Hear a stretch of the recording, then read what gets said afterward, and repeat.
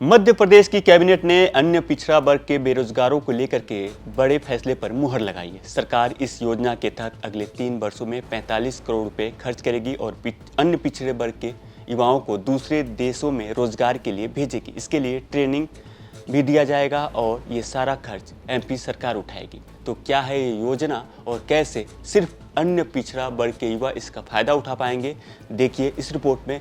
नमस्कार, मैं हूँ आशुतोष और आप देख रहे हैं एमपी तक।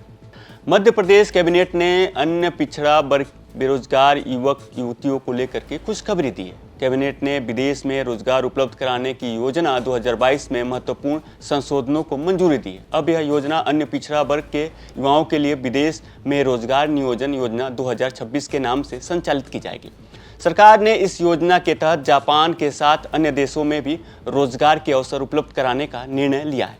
युवाओं को अलग अलग मान्य कार्यक्रमों के माध्यम से विदेश भेजा जाएगा।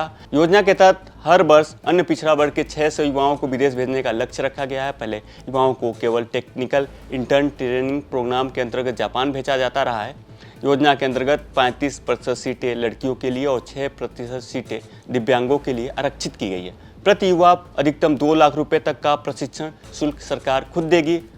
ट्रेनिंग के दौरान अगर हॉस्टल सुविधा उपलब्ध नहीं होती है तो ट्रेनिंग ले रहे युवाओं को सरकार 2000 रुपये प्रतिमाह किराया भत्ता भी देगी। एक बड़ी महत्वपूर्ण योजना है जो पिछले 3 वर्ष में इस योजना को बनाया गया था कि मध्य प्रदेश के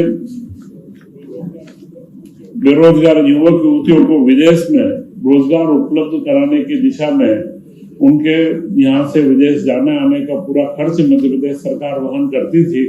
वह 2022 की योजना को अब उसका नाम बदल करके निवेश योजना और उसको अन्य पिछड़ा वर्ग के युवाओं हेतु रोजगार निवेश नियोजन योजना 2025 उसका नाम किया गया है।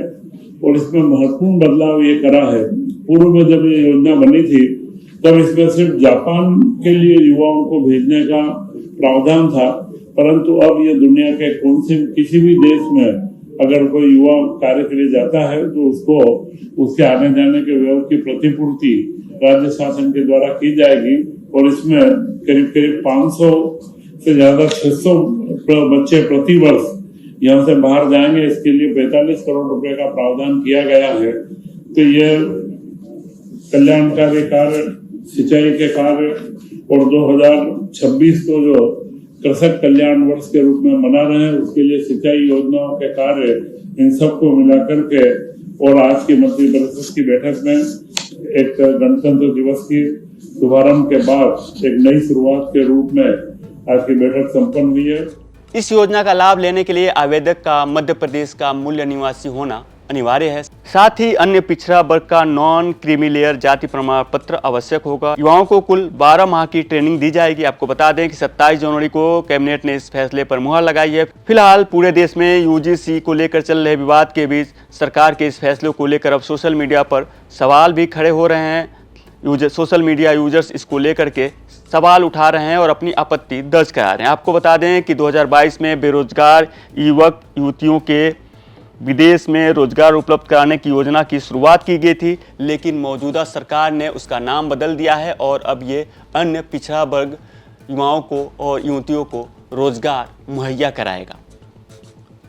तो कैसी लगी यह खबर आपको कमेंट में हमें जरूर बताएं और मध्य प्रदेश से जुड़ी तमाम बड़ी खबरें देखने के लिए देखते रहें एमपी तक।